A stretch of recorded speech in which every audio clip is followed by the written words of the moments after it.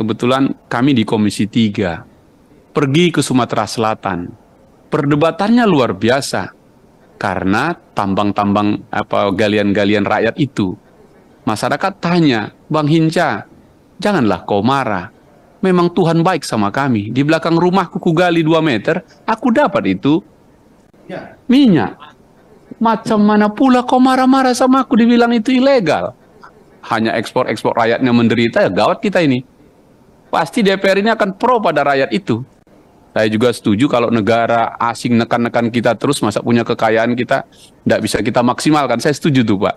Masih ada di kita kok dia hantam-hantam kita. Sama nggak jalan pikiran kita Pak?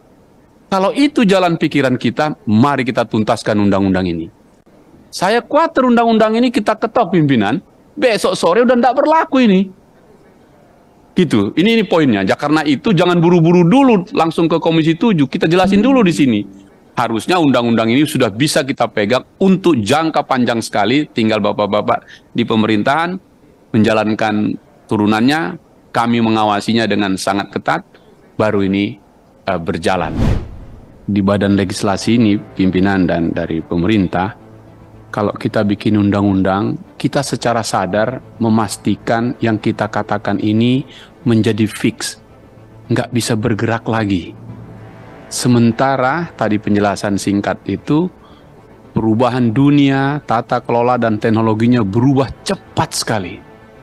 Sehingga kita khawatir kita bikin pula undang-undang ini besok pagi, sorenya sudah tak berlaku lagi. Dan dalam konteks itulah saya kira badan legislasi kami di sini ingin mengingatkan pemerintah untuk membuat pilihan dan kajian yang sempurna. Misalnya pertama, kita ingin juga dijelaskan apa pengalaman kelembagaan kita, rokonnya tadi itu, atau kelebihan dan kekurangannya. Misalnya kalau dari BP Migas turun ke SKK dan kemudian kita mau buat lembaga baru lagi, kenapa gitu misalnya? SKK Migas yang kita maksudkan waktu itu sifatnya sementara, bablas terus gitu. Dan kemudian kita kehilangan waktu untuk mengawal energi dan sumber kehidupan berbangsa dan bernegara ini. Plus tadi yang disampaikan ada distribusi yang sangat berat di kita. Dan itu mengakibatkan para pebisnis bisa bangkrut juga. Karena antara pengangkutan kapal, minyaknya, gas yang dibawa jadi tidak seimbang. Kemudian jebol lagi gitu. Itu dari segi pengalaman empirik kita.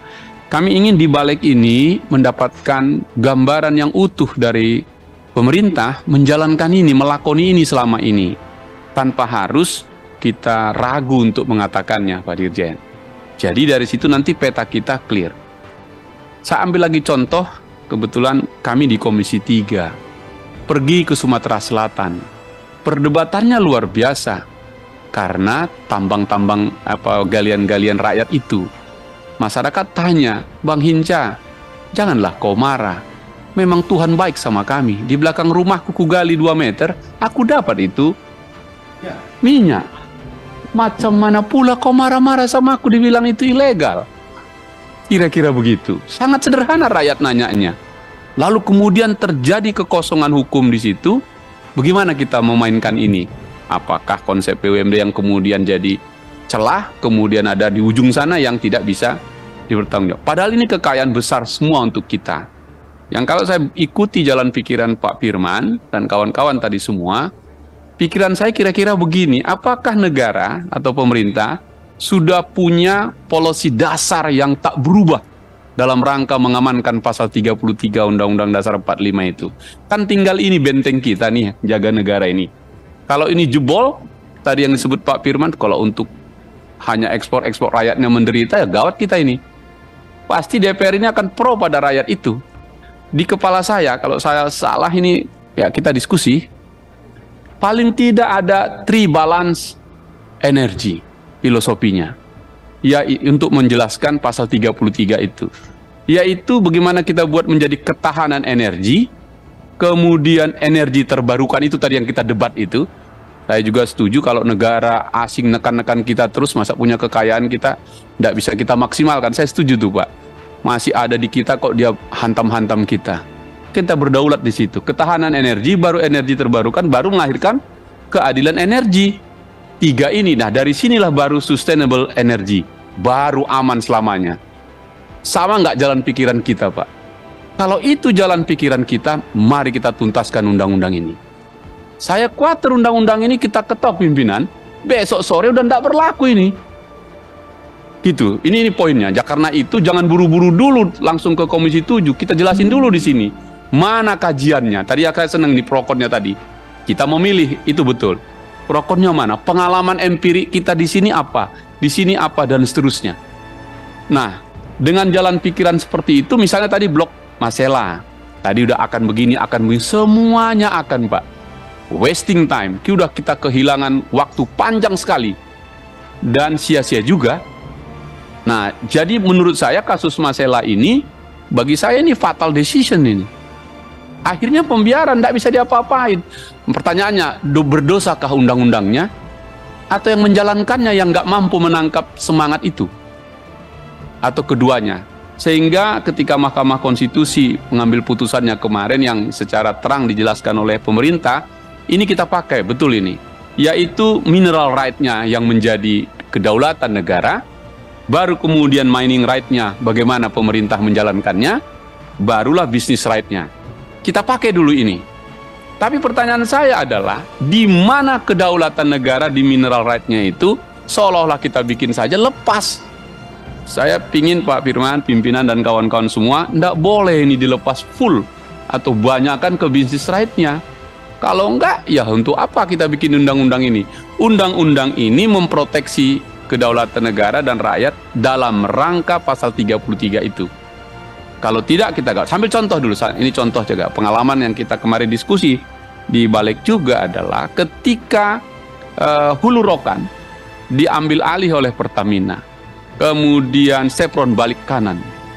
Hanya dalam tempo 3 bulan telah terjadi kecelakaan kerja yang fatal dibandingkan Chevron yang dulu. Jatuh korban, kecelakaan kerja sampai kita bicara di sini K3 yang waktu itu kelihatannya miss gitu. Proses transformasinya itu. Nah, apakah konsep tadi entah kaki 1, kaki 2 tadi opsi 1, opsi 2 yang tadi disebutkan itu menjadi pengalaman empirik kita yang bagus dengan tadi Bapak membandingkan di bagian akhir pengalaman ada di negara-negara lain seperti ya Norway, UK, Malaysia, Brazil, Algeria, Angola, Meksiko, Nigeria, Aljazair pasti punya apa ya pengalaman empirik sendiri-sendiri. Saya hanya ingin berhenti di sini, pimpinan, dan mohon penjelasan dari pemerintah. Kita ingin betul-betul spiritnya, filosofinya, falsafahnya itu clear dulu kedaulatan energi ini. Dan tidak boleh undang-undang ini nanti butuh lagi perpresnya, butuh lagi ini yang lebih banyak. Harusnya undang-undang ini sudah bisa kita pegang untuk jangka panjang sekali, tinggal bapak-bapak di pemerintahan menjalankan turunannya, kami mengawasinya dengan sangat ketat, baru ini berjalan. Saya kira hari ini kita ingin kembalikan semangat kita bagian dari papan atas untuk energi dunia ini. Terima kasih pimpinan.